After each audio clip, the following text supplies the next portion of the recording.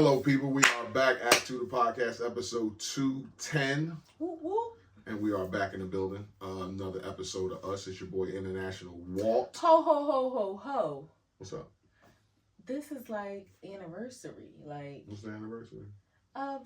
This is like year 4. It's 52 weeks in a year. Well, we kind of passed it. Well, no, yeah, this is the first episode of the new year, right? This is the first episode of the new year. Or second episode of the new year. It's the second. Yeah, so we just passed the anniversary. I didn't give you your props, babe. Okay. I kind of like slid on past there, so. Yeah, I'll just be chucking. I don't, I just keep chucking. That's the big This big is portion year 4. of all the people that I look up to. They always say, whether they made money the first amount of years or whatever they talk about, they always say, all you gotta do is show up. You've been showing up for 4 years. I'm proud of you. That's dedication and commitment. I read something one time before that says how you do one thing is how you do everything. Mm-hmm. And I know when you are dedicated and committed to something, you do it. And this is like another of those things. So shout out to my baby. Appreciate you. It's your girl Tash, the co-hostess with the mostest. And we're back for another episode of us. Y'all know all the platforms you can catch us on. Like, subscribe, share. Old girl gonna get to work. I know if y'all do like, subscribe, share, and comment, you might be thinking, damn, new episodes ain't up here. But, all the new episodes are on YouTube. They are on YouTube. I got some time off coming up, and I will make sure that it gets done. So for the people that don't watch YouTube, and you watch your podcast on Spotify iHeartRadio or something Spotify, like that, yeah, I got y'all. All that kind of stuff. So just want to serve the people that rock with us. Yes, thank you for being here. We appreciate it. How are you? Today? Yeah. Second, I'm just fucking with you. I'm good. Mentally, I am a 9. Mm-hmm. Had a stressful day at work, so that took a point off. That's all. Nothing wrong, just stressful. Mm-hmm. Starting off this new job. What's number 2?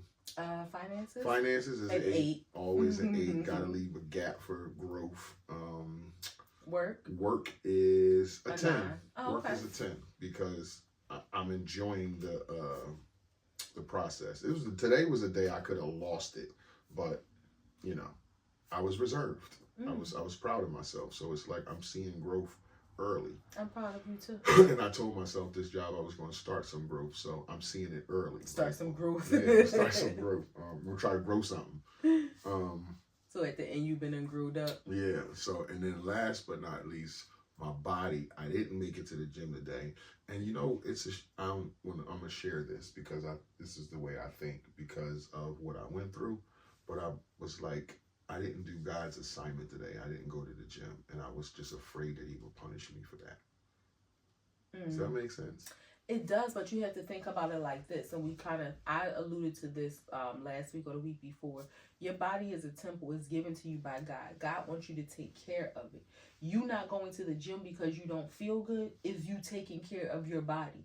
So you did do His assignment. His assignment is. But when you say feel good, I'm not sick. No, but you don't have to be sick. You could not feel good, like you weren't feeling your best self. So you go into the gym, you could have taken a chance of getting an injury or just anything. So your best self, you taking care of your temple means in all facets. So you not going it's not like you said, oh, I ain't going because I feel good and I just don't feel like it.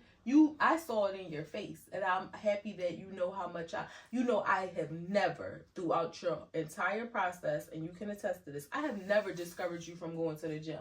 But today, that's why I asked you, were you crying? I could see the weariness, the tiredness, and sometimes people, attribute. No, it wasn't your eyeballs. It was your under eye area, your eyes just look weary, not like you were sleepy. It just looked weary, and it was what's wrong with my baby? Yeah, what's up? And tired doesn't necessarily mean sleepy. Sometimes you just need to Yeah, I was just beat down.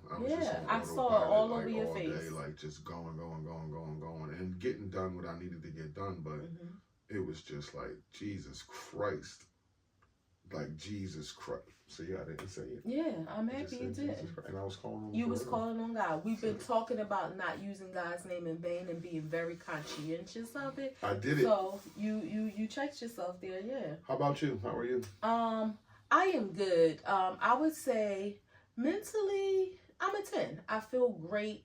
I feel great. I feel good. I'm blessed. I'm grateful. I feel good. Finances an 8, room for growth.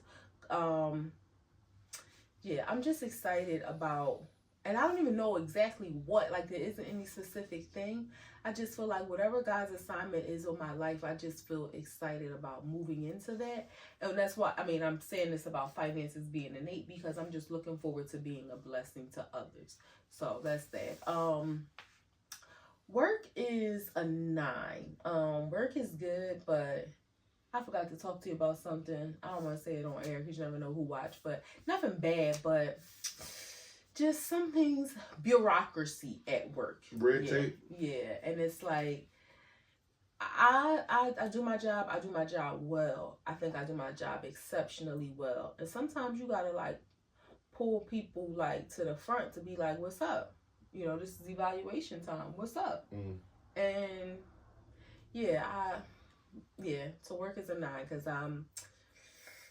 I still love my job. I ain't going nowhere. I'm still gonna continue to do it, but you know, just had to ask some questions today. So that's that. And then physically, I'm a 9. I'm having this morning, and I'm hoping I need to like make a note for myself or something to remember. I did some great stretches this morning when I got up. I had to because my hips and everything were just feeling all kind of out of whack, like sore, stiff, and maybe I gotta like cut back on the incline on the treadmill and stuff. Could be, yeah. You're going too much too soon. Yeah, but my hip. Well, my man used to tell me you're supposed to you go up in increments after like every 30 days, not like every 3 days. What I've been doing is like every day going up, but like in increments, starting on 5, then doing a little bit on 6. You've never been on 10 though. What the fuck? Like you was on 10 the other day. You said. Yeah, for only just 2 minutes. You shouldn't be on 10. Yeah, but anyway, my body, my hips is just sore. Just but I got a massage scheduled. Yeah, so hopefully that'll all work itself out. But other than that, I feel good. Wows and woes. Ups and downs, stops and goes. My wow, I'll say, just spending some time over the last few days in celebration. Well, when y'all see this episode, it's my birthday. January 17th is my birthday. But just spending some time throughout the week with people that love me and that I love. Like, I've always been a person to pour into people. And I'm at a point in my life where energy has to be reciprocal. And it just feels good, whether big or small celebrations, just being around people that you genuinely feel good about. And I feel so strongly about that, of like not doing anything I don't want to do, not going anywhere I don't want to go. That's why I have to respect it. Like my youngest sister, she didn't come to the candle thing, but we doing something this weekend. And she was like, like, once you do it, it's just kind of like, I don't really want to do that. And she was like, are you going to be mad at me? I said, no, I'm not mad. I'm sad that you're not going to be there. But I'm like, I wouldn't want to go nowhere and do nothing I really don't want to do either. So I had to respect it. And I know she loves me. And it's like, I get it. Like, it just was something that she really didn't want to do. And it was like, I was a little salty at first, but only for like a half second. It was like, nah, like, I know we're going to celebrate my birthday together. I know she's going to, probably buy me something amazing. Like, so I feel like that too. Just, I don't want to be around nobody. I don't want to be around. I don't want to do nothing I don't want to do. And just spending time with people who I love and just having a good time has felt good this week. So that's my wow.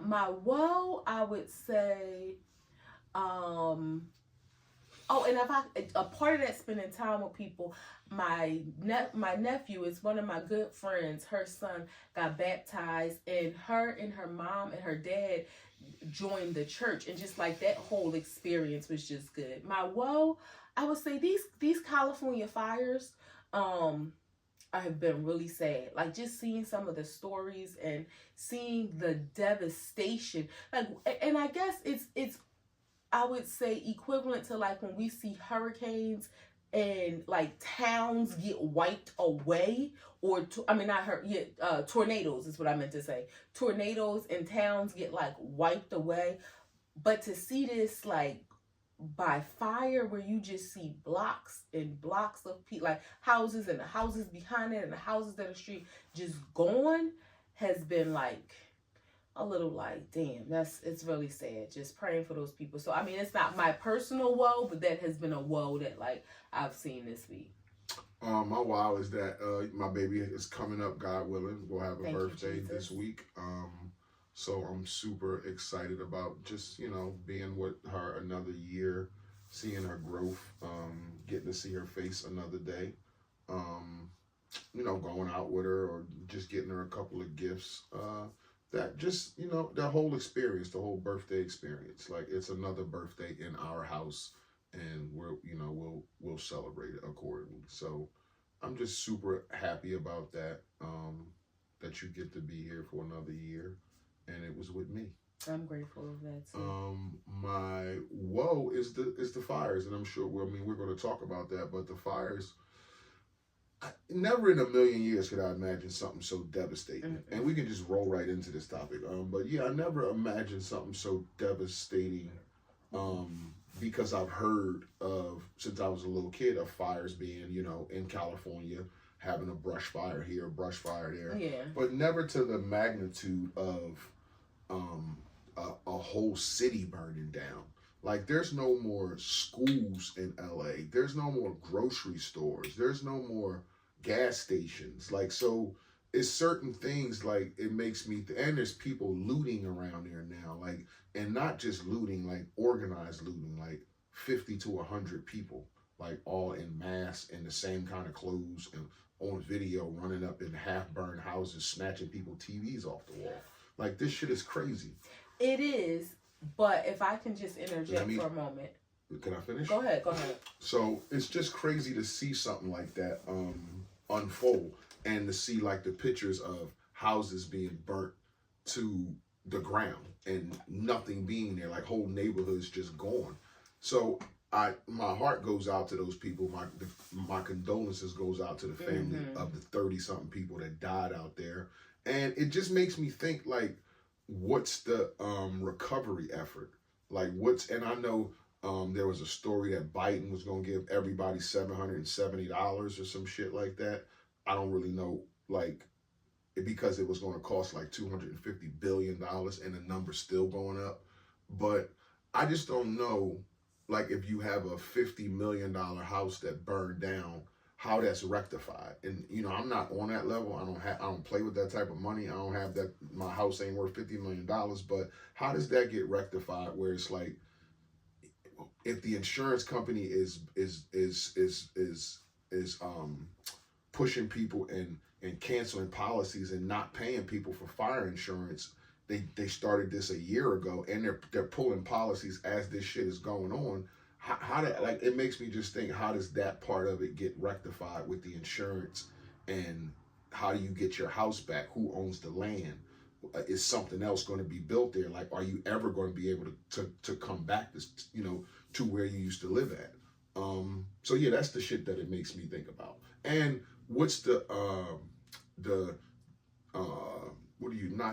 what's the prevention in the future going to be like? It's like, can California or LA be a place where they do the thing that Trump was talking about let the water in and just run, and it's always a damp place? Can somebody provide a sprinkler system of some sort to run throughout the whole place? I mean, I know that shit costs money, but there's billions being all thrown around everywhere. But what's the prevention when all this dies down?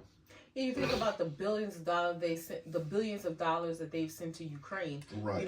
There is some money that they can take to be proactive instead of reactive. If I can just mention something about the looting, and I'm not saying that there isn't any looting going on. Mm-hmm. However, I did see a video where there have been some false claims of people saying that there were looters, and these were actually people who were helping their neighbors. So like people helping to move stuff, where the owners of the homes were like it was groups of men, but they weren't stealing, and it was there were some false reports. And people was like, nah, this is community work. That's like the community is coming together to help people. Okay. So I'm not saying there hasn't been any looting, but that's plausible. Okay. It has been some false reports. What I did also see about the $770, because at first I was like, that is a slap in the face. It is. Because, and let's acknowledge, these homes aren't all $50 million homes. Nope. Altadena, it was a middle-class neighborhood in Pasadena that was primarily black people, and these were homes that were passed down through generations that looked like, you know, houses like ours. You know, families had them from, you know, the grandmothers to the children and now the grandchildren. So they have been in their communities. You know, this was a thriving community of working class people who had nice homes that have, for the most part, a lot of them lost it. What I did see is that the $770 was supposed to be not like reimbursement for what they've lost, but to help get like some basic necessities, like, you know, toiletries, diapers, and things like that. Now, you think, depending on how much you need, that could be a one-time thing, and you know, you thank you for the $770. It's almost like you would think the government, because there's no real, if they said, okay, he's giving everybody $5,000, you can kind of shake and move with that more than $770, but you can't rebuild your life. So you got to think, like, what is the number where people wouldn't, you know, complain? But again, it wasn't to say, here, this will help you restart your life. It was like, you know, here goes some pocket money to, you know, get some food, or again, get diapers if you need it. So that's what. How did they come up with that number? Yeah, 770. Like, where the fuck do you get that number from? I don't know what they kind of. And then you talking about people that live in LA, and if a family needs food, like that shit's. But then you're talking about, is that $770 per person? So if we are husband, wife, and we got a child, now if it's a kid, are we getting money for that kid? But we can have an adult child that lives with us. Is it every adult person, or is it $770 per household? Like, that's very subjective, and I don't know the answers to that and how that's being disseminated. I seen a video of a guy who, I think I sent it to you, I'm not sure. When we talk about survivor's guilt, his house was the only house. His neighbors that way, his neighbors across the street, I seen a whole block like that. His neighbors behind him. It might have been his house too. It was a blue house. Yeah, it was just one house. And some people were, and he was crying, and he was like, God, he was like, what did I do to deserve this? He's like, I don't deserve it. Like, you could hear, like, his voice almost made me cry. And you can't live there. Well, yeah, you can't live there. There's no, even if there's nothing wrong with your house, you can't wake up. The air quality it's too much ash, and it's too much embers in there. You get fucking cancer living there. You can't live there. You got to be evacuated. One of the things that some people were saying in the comments, and you know, the comments are the comments, is that the hardscape around his house. So the landscape was different, where he had hardscape instead of grass, and people were saying that potentially was a fire retardant to avoid it. But you got to think, with all the embers falling, no embers fell on his house or anything. Yeah, it could have just been, I mean, we see that when tornadoes come down a block, and it can knock down, you know, every house, but just so happen one house is in a gap where it doesn't get hit. So we've seen things like that happen. One of the things that I'm afraid of in this scenario is that we will see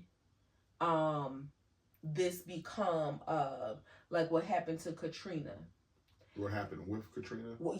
Yes, I'm sorry. What happened with Katrina in Louisiana, where the devastation came in, and then you have developers come in and buy land, and now the people who previously lived there in this historic area can no longer afford to live there because of the gentrification. And I think that's the reason why there's so many people in this Altadena community specifically who have GoFundMe's that may be asking for $20, $30, $40,000 to help rebuild their homes, because again, these weren't people who were in some of the same economic situations like people in the Ninth Ward in Louisiana. These were working class people who want to rebuild their home, want to rebuild their community. I mean, I hear what you're saying, and I know it's a different class, but for me, I'm just looking at it as a whole. Like, everybody's house burned down. I just, like, when you speak to the insurance part of it, how does that get rectified? Whether it's $50 million or $50,000, they pulling people's policies, which I hear that they started a year ago, almost like they knew the shit was coming. Something was happening. And they're doing it like actively while it's happening. Like these people who had policies, the insurance company saying that this, it's not a natural disaster. They're saying it's arson, so they're not paying it out. I think that has to be proven, though. But that's why they said that narrative was going around. And people, the one guy who was arrested with a blowtorch had a United Nations debit card. Like, it's just a lot of shit going on with this. But this so my fire thing thing. is this, but, though. But speak to the insurance part of it, though. Well, I mean, I don't know about like property insurance to that. But I mean, if you had a $50 million house, or let's just say an affluent neighborhood of, you had a $500,000. Yeah, let's just an affluent neighborhood got burned down, and the insurance companies are fucking around, and some like can developers come in and, like, that land is somebody's, they own that. My house was here. That's like our house being not here, and the insurance companies are fucking with us, and somebody can come and buy land and build a house on here. No, that's illegal.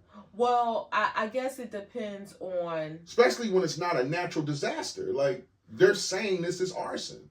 Well, I don't think they're looking at it like you own the land, you own that house, and if a house burns down, you don't have insurance to replace it, repair it. There's no, like, you don't continue to pay the mortgage, because what am I paying the mortgage for? Because you still owe the lot. This is what I'm saying. You still owe the mortgage company, right? Mm-hmm. If your house is gone and you don't have the money to repair your house, and you got to go live somewhere else, you're probably not going to continue to pay that mortgage.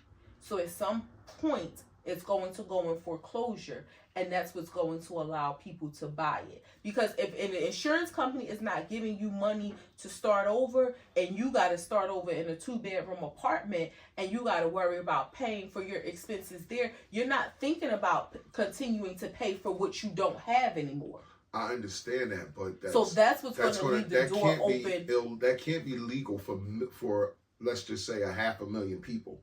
I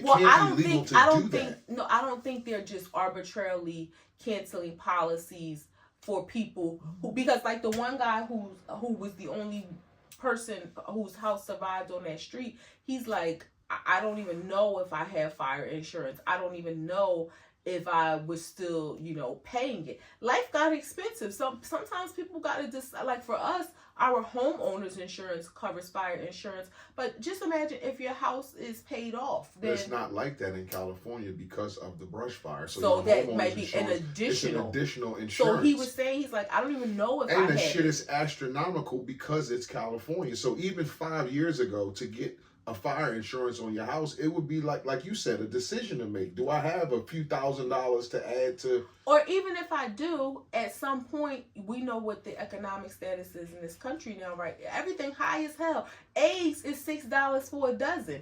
When you have to figure out what bills, and you talking about California, when you have to figure out what bills to pay, that might be a bill that you forego and say, nah, I'm just not going to continue to pay this one. And you miss it, but however many months, and it gets, cut.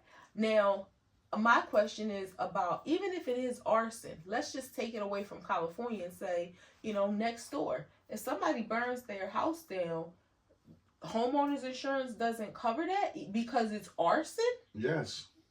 That's why Who covers it then? Nobody. That's why they said the conspiracy was to float this narrative through the media that it was people setting these fires, because that would be the cause for the pulling of the insurances from a year ago and actively doing it now. And the people who have them, who have the insurance companies on the hook, they don't have to pay if it's arson. You can Google that. Like that. You No, don't have I'm to pay not out insurance if disagreeing. it's I arson. just didn't know that. A natural disaster, yeah, they would have to pay. But if it's arson, they don't. And I just don't see how they could see insurance companies. They people too. They could see on the news that a city has burned the fuck down. It's not one claim. It's 500,000 claims. So why can you turn 500,000 people away and say, nah, we can't do this? It just makes you feel like it's an effort to push people out of a city that somebody wants. Well, not only that, but and it's LA, it's Hollywood. Like you talking about this $50 million homes here, this $10 million homes here, this $5 million homes here. What are you gonna tear them? Like you burn them down and build another $5 million home?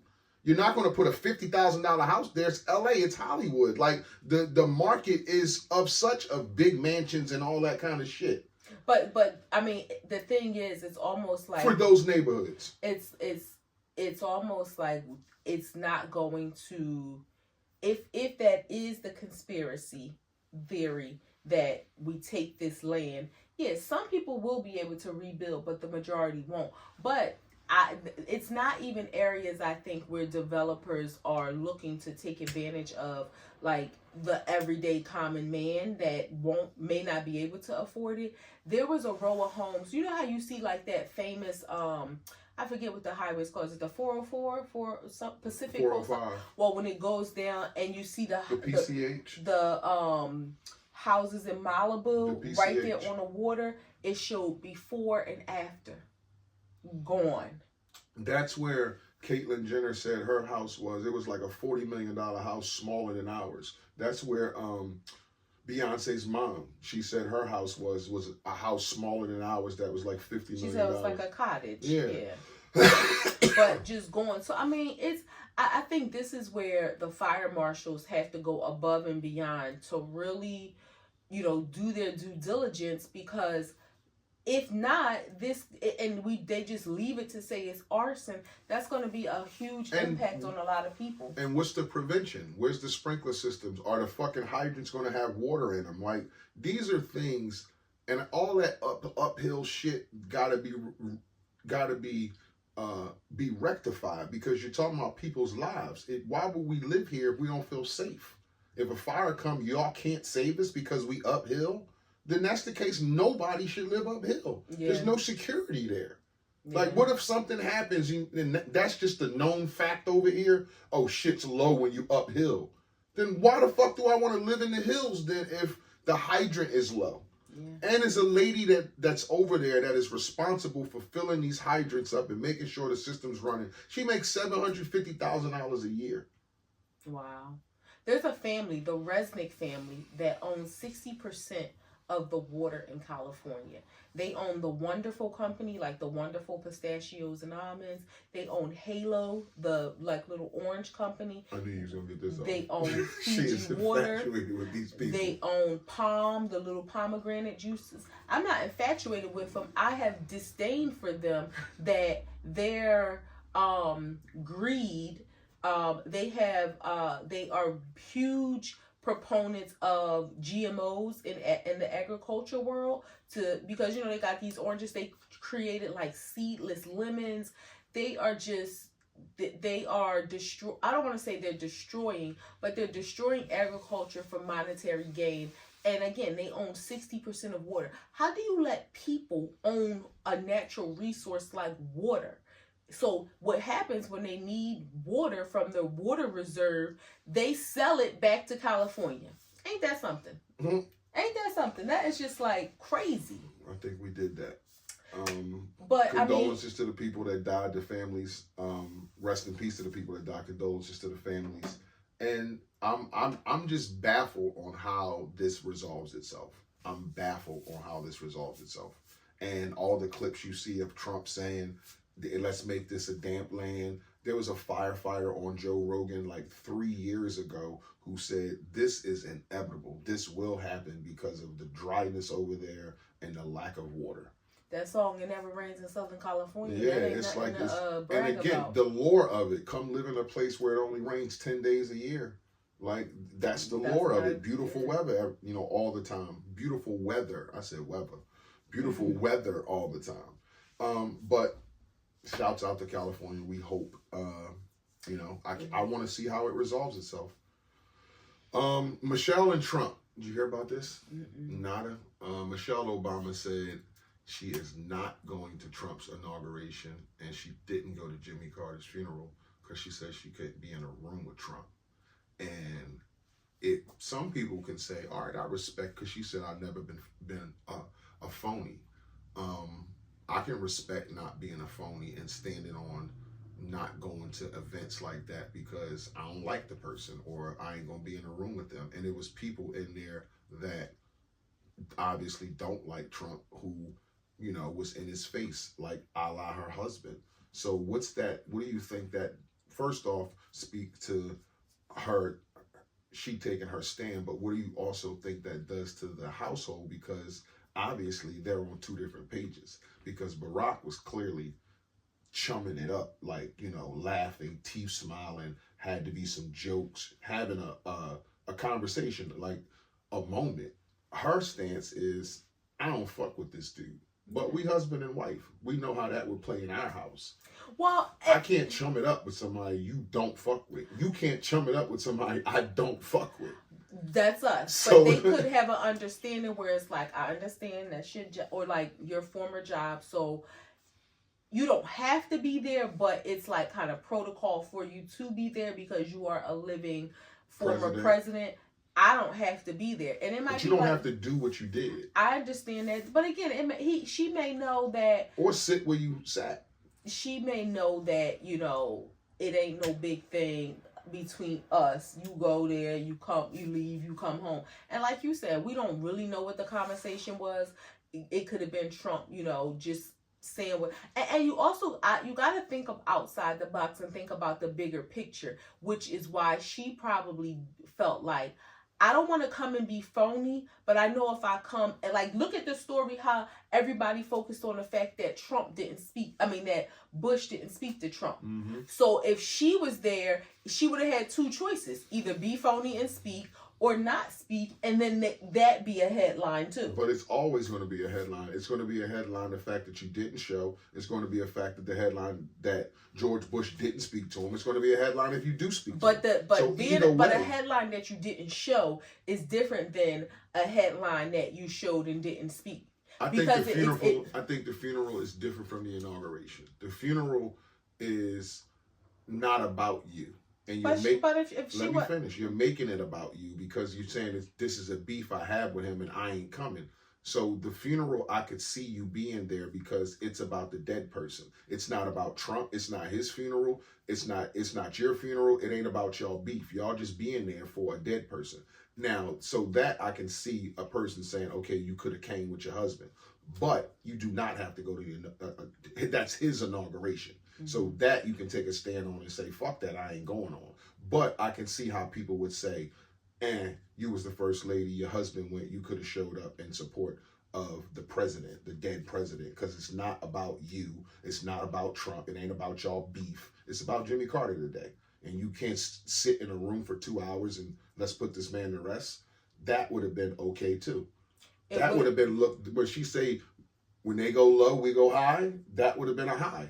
I think that would have been okay, but if my husband was okay with me not going there, then I would have opted out. Didn't I just say I don't want to do anything or be around people that I don't want to? And she guess what? Her birthday the same day as mine. So we here, sis. You don't want to be around the people. I don't feel like faking. I don't feel like smiling. And I also don't feel like having an attitude and being in this space that, like, because I don't, maybe I don't have to smile. I don't have to fake. But I don't want to hear his voice. I don't want him to try to talk to me. Like, think about places where, you know, people in our life that I absolutely don't want to be around. And it's like, yeah, you could go to this party and they won't be there, but, you know, just ignore them. It's like, no, but I don't want to deal with that. You're moving the goalposts a little bit. It's not a party. It's a funeral. No. I'm saying an event in general. Right. I hear what you're saying. But and it's I get different that it's from a funeral. Yeah, that's what I'm saying. Events, yeah, I'm on your side. I agree with you. But specifically a funeral for the president, and you were of that fabric. You wasn't a president, but you were of that fabric. You were significant in the 8 years. It wasn't like you was a Kamala, like you was all quiet. Everybody knew who you were. So again, I'm not saying she should have went. I'm just saying I could see a spot where that still would have been a high road. It would have been, but sometimes protecting the peace is bigger than what the paparazzi. And she said she looked at it on TV and she didn't like the room because she realized what she lost, what they lost, and what they fought for, what they lost, how it is now, and the lack of inclusion.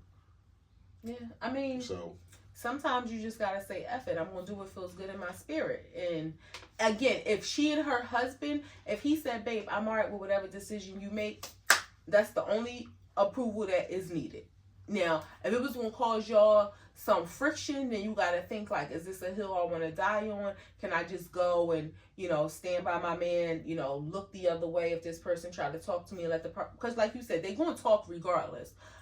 But if my husband is okay with it, I'm alright. I'm gonna be sitting. And I'm sure he would be okay. Like if I don't like the motherfucker, I ain't going. Like, oh, he took shots at me and you. So well, I mean, we can't say we sure. Who, like you said, what does it do in the household? I'm hoping it. But no, you gave a reason. You're a former president. It's almost, I would think, like you have an obligation to be there. But I'm saying, I hope that is how Barack looked at it. Like, babe, I'm okay with your decision. Right. I hope that it didn't cause friction between them, and hopefully that's why she felt good in being home, knowing that, all right, my man there, he doing his thing, and he all right with me not being there.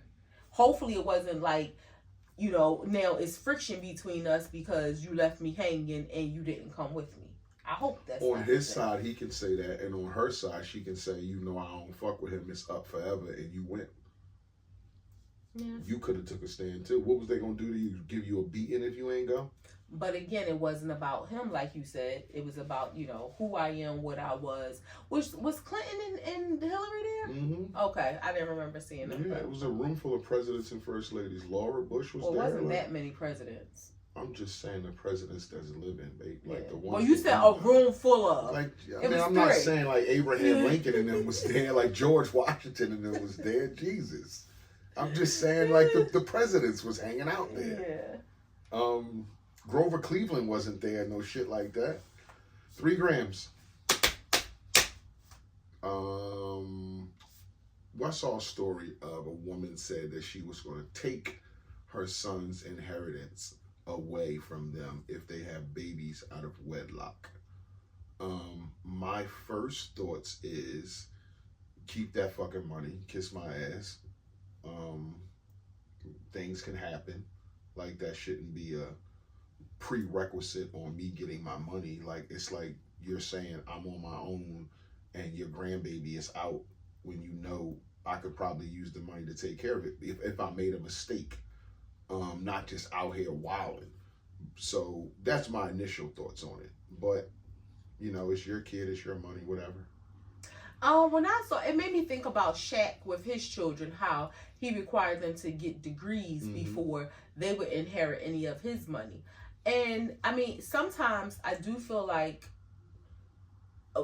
monetary consequences hold more weight than you just telling your child what to do, or any person. Monetary consequences or monetary incentives? Well, both. Consequences are either you lose money or you get the money. But when it's a monetary incentive or monetary consequence, meaning you're losing that money, that can potentially stop you from doing something, or it can make you, like in Shaq's case, his kids wanted to go to school, finish their degrees. Then that's not to say they wouldn't have done that, without, him putting that stipulation in place. But just think, if like, I'm gonna sit back and chill, my dad about to pass down these millions, I don't really have to do much, then you just may not be motivated to do much. And in the case of this lady with her children, if it's like, okay, I know my mom gonna leave, this money, but so let me make sure I strap it up. I mean, in the end, she just really wants her kid, not to say you're a bad person or you've done a bad thing for having kids out of wedlock, but she just really doesn't want her boys to be out here moving reckless, which I think is great that she's saying this to her sons. Like, that she don't want her sons, because so many times women are being, looked upon as like, oh, they, it's you a single mom or you having a baby out of wedlock. She don't want her sons out here impregnating people. So I think, sometimes the end justify the means. Yeah, but I think you should be a parent and instill that in them and not use the money to just skip the process. She may have done both. Two things can be true. Maybe she knows. Okay, then let's see maybe how she it knows goes the without money the money. motivates Then the kids. let's see how it goes without the money. You don't have to motivate them. You don't have to do that. I mean, you can if because they're your kids, but you don't have to do that. You can just have like instill in them, even if it's on a regular basis. Wear condoms, give them condoms, leave condoms in their dresses, put condoms in their pockets. Like when you wash their clothes, be over fucking bored with it if you want to be that type of mom, but don't say you're not getting your inheritance. If I end up and make a mistake and have a baby, guess what? In 9 months, I need money. So now you saying I'm on my own? Well, no, it's not saying you're on your own. It's not saying that she may not still help as a grandmom, but these millions that and who's to say she may not change her mind? You know, once she see the grandbaby, she let a grandbaby. Hell, she might leave the money for the baby and say, okay, now once the baby get 18, your inheritance goes to this baby. That doesn't mean that you're going to be bad off. Get a job and, you know, take care of your kid the way people without an inheritance does it. I'll fuck that baby up so you can get my money back. Now. Buck your grandbaby up. That's a damn shame. I think, you know, she knows her kids better than the, you know, Instagram, social media public that, you know, may have their opinions. I don't think she's doing a bad thing. It's different, but she might have some spoiled brat kids that all they're looking forward to is getting their inheritance, especially if they rich white boys running around just slinging and throwing out that purple thing to everybody. She might be like, I gotta slow him down. And if she knows that money motivates him, then it's purple. You a white boy? No, I've never been. But we just had this conversation. They said it was pink. We just had this conversation. Some girls talk where somebody said that they hadn't had it. We were talking about, you know, would you date a white man, somebody who was single? And she was like, you know what, at this stage in my life, if they was going to treat me right, I would. But she said she heard it is pink, but when it gets hard, like all the blood flow and stuff, it turns purple. It's purple. Yeah. So I ain't never been with you know everybody I've been with. I ain't never been with no white person. Well, he could have not lied, but like with omission. Omission. No, like, no omission. You know, women be wanting people off their jacket. No omission. Well, my jacket, my jacket is clear. It's only been years. Not women, people. We be wanting people off their jacket. 7 years, all gone. It's all you. Graham too. Since we talking about children, Jimmy Butler child support situation. Paying his baby mom $55,000 a month for 3 kids. One of them, the youngest, is 12 months. I think the oldest one is like 7. But the youngest one is 12 months. She gets $55,000 a month. She doesn't work and she wants a bump. She's like, I need a bump because I need a nanny. So I need an extra $10,000 a month. So she wants it to go from $55,000 to $65,000. Jimmy said, no. You don't work. You're not seeking employment. There's no reason for a nanny. No. I think she needs to get a job. I don't think that as a person, I don't know who thinks, well, I know there are some people, but to me, to think to myself, I can just be a stay-at-home mom, but I'm single. Like being a stay-at-home mom when you're in a relationship and your partner is agreeing to be the breadwinner and bring home the money, that's the agreement that y'all have. That's all fine and good. That was my dream job. I want to be a stay-at-home wife. I don't even have no kids here. I just want to be a stay-at-home wife and take care of my house and my husband, but that ain't my life. So being a stay-at-home mom is great when there's a contributing partner. But being a stay-at-home single person to just solely rely on child support as your income, that's a problem, I think. It is. So I think she needs to get a job to supplement, because now it's like, okay, is his sole responsibility to take care of the kids? And you're physically taking care of them, but his sole financial responsibility, because if you don't have any income, like, girl, it's content creators out here making money, like social media, get a deal with Fashion Nova or something, but you got to find some kind of way to bring in some money.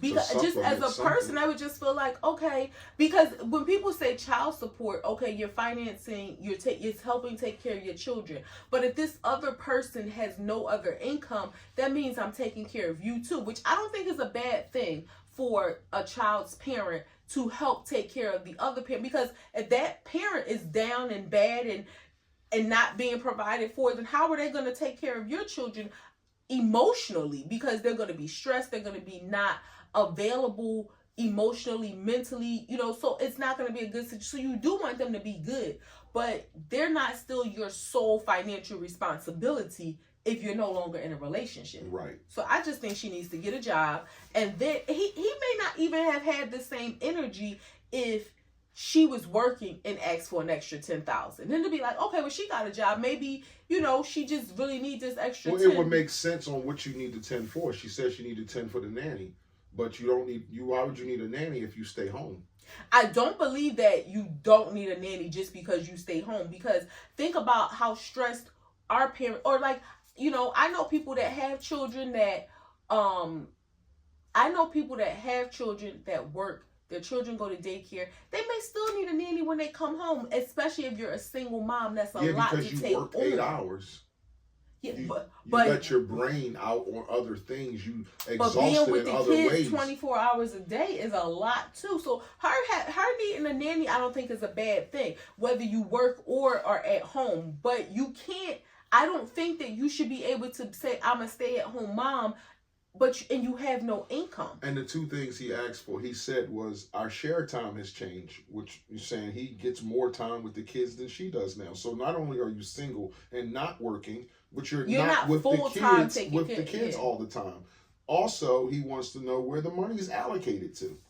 And I don't know if it sounds like $55,000 a month is enough to take care of 3 kids, but I don't know if this dude's kid, one kid is 12 months. I don't know if his kids are in schools for $9,000 a month. Like, I don't know. So that money can be getting ate up. I don't know if it's, the lifestyle, the way they, you would think, shit, even with high price clothes on, you ain't. $55,000 a month is a lot. And you would think, like, okay. Because one kid is only a year old. So that's baby clothes. Baby clothes can be high, though, if you're buying those labels. But it also comes with, you got to think about lifestyle change. It's not like, okay, baby, you want the level of education that they were receiving to maintain the same. You want their experiences. So if they're, taking piano lessons, swim lessons, you want their lifestyle to kind of, but if it's like, okay, we're going to Fiji for your summer break, maybe you can't go to Fiji, sis. Maybe you got to go to Disney instead, because, again, you're no longer with that person with that kind of income. So changes have to be made. I just think $55,000 is a lot. It should be able to take care of 3 kids. Like you said, even with $5,000 a month, schools, clothes, another $5,000. It's not like you're buying them $5,000 a month. You shouldn't be every month for 12 months out of the year. At least you shouldn't be. And $55,000 a month is $660,000 a year. That's a fucking lot of money. Yeah, that's a lot. More than $500,000 $20 years to make that. Just to take care of kids. Because again, I'm not supposed to be taking care of you, but that's just to take care of the kids. But I wonder, does that include like the mortgage? Like what? I wonder what.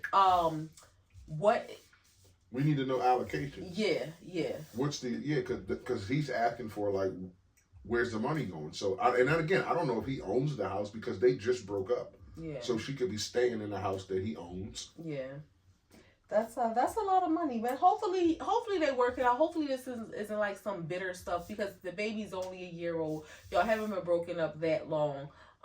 Even if you broke up when she first got pregnant, that's less than, that's about 2 years, which is still fresh. But whatever the time frame is, hopefully they work it out and they focus on what's best for the children. But sis, get a job. Caitlin Clark's stalker was arrested. He was a 53-year-old Texas man. And we've all, and I'm not saying that Caitlin Clark isn't beautiful, but that's not what she's known for. She's a beautiful girl. She's known for basketball. But we've heard in the past of like models and shit being stalked and things like that because of their beauty and how they look and how people fantasize about them. Like, how do you think you would deal with a stalker? Like, you're not being a model or something like that, or a person that's in the limelight, but you had like this weird stalker, like, who, just was obsessed over you. And Like, how would you deal with that? Like, would you take it super, super, super seriously? Like police, FBI, all that shit? Or would you just be like, I'm going to play it by ear and just be careful as I can until I see, like, until I get scared? Like, if this motherfucker do some shit that scares me, now I'm taking it seriously. Or from the rip, would you be like, nah? If I see you 3 times in the same place, too close to each other, I'm gonna feel like you stalking me, and I'm calling like the police. You came home and Post-its was on the door. Yeah, like I'm not going. I don't want to feel unsafe anywhere. I mean, and that sounds kind of like fairy tale land, because there may be sometimes you are unsafe, but I'm not playing with my life like that. People in this world are crazy.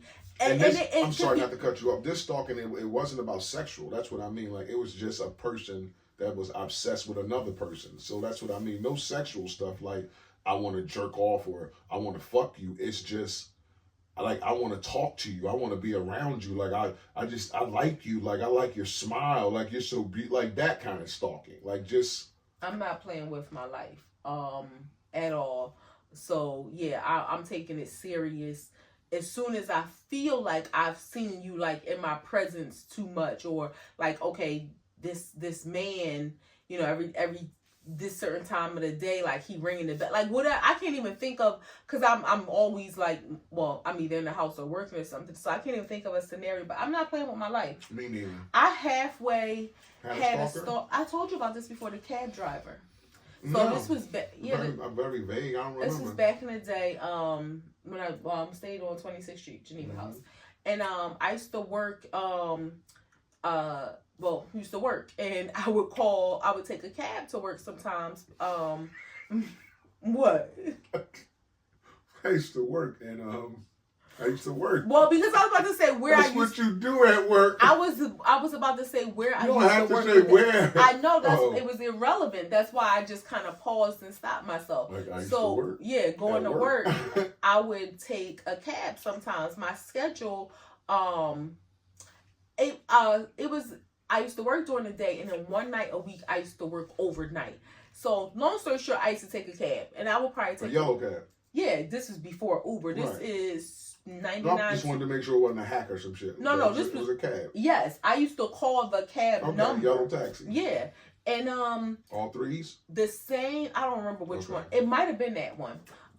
The same cab driver would come, but it was like, okay, he got dispatched. Maybe he just recognized the house. I think he lived in the area. Not sure about that. Short black man. If I recall, he kind of reminds me, if you think about George Jefferson, looked like George Jefferson, but probably he might have been 40 at the time, because I was like 19. And you know, I would call the cab and he would come. So it was just like, okay, hey, how you doing? We taking work. No conversation. He never like really said anything out the way or anything like that. Then one day, I wasn't going to work. He came and knocked on the door and was like... What door? Geneva's door? My house. Yeah, where I lived. He came and knocked on the door, was like, yeah, you know, I was waiting for your call. Like, you know, I thought, you know, you're not going to work today. When I tell you, I cursed this man out so bad. Don't you ever come to my mother effing house unless I call a cab. Like, he used to give, I'm thinking back then, I don't know if it was like a business card or maybe he just wrote his number down and would like tell me like, you know, well, if you need the cab, just call it. But I never would. I would just call the cab number. Like, I'm not stupid. Like, I have street smarts. I'm not doing nothing off the books. That's like me telling the Uber, just come pick me up. Like, I want everything in the system. So I never called him directly, none of that. He just would always be the one. And I can say probably was like 6 to 7 times that he, you know, I had took this cab over whatever period of time, and he always came. And I didn't, again, think of anything like that, because I know he probably just worked the overnight. Exactly. I know how dispatch works. It's not like they got 10 guys working overnight. Yeah, and if you live in that area and you're like, oh, this, that address again, okay, I know who it is. I probably used to tip them or whatever. So, okay, I'm going to go get this ride, get these couple dollars tip, whatever. But when he came and knocked on my door, that scared me. And I told him, don't ever come to my mother effing house again. Like, if I want a cab, I'm going to call a cab. I've never called you. I'm not calling you directly.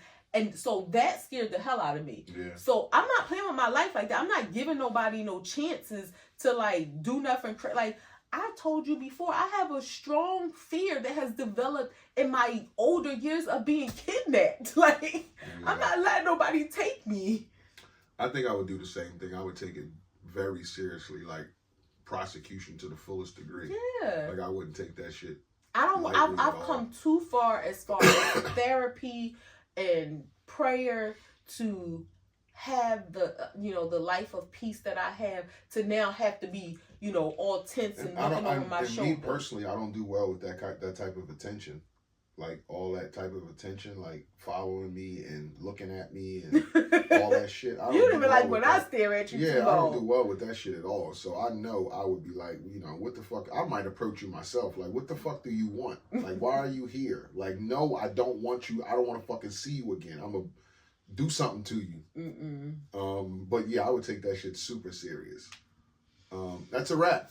A2TP podcast, episode 210. Pause. Another. Oh, and I don't want to get emotional. 2 years ago, this week of our life could have been going extremely different. My husband had a medical emergency. You don't want me to say. My husband had a medical emergency, and our story could have just been completely different at this point. And I am extremely grateful to God that we are here 2 years later. I don't take it for granted. My throat is like swelling up right now because I still can bawl crying if I think too hard about it. But nowadays my tears are more geared towards gratitude than fear. And I just want to tell you that I love you, and I'm happy to still have you here as my husband, as my lover, as my best friend, as my buddy. I love you too. And nothing feels better than being here with you, so I love you too. It's funny that you brought that up, because I wasn't, but I knew that was this week. I'm but sorry. It's okay. No, it's okay. Your truth is your truth, and your feelings is your feelings. So I acknowledge them. I respect them. I celebrate. It's your birthday too. Yeah, I respect them, and I'm grateful too. So yeah.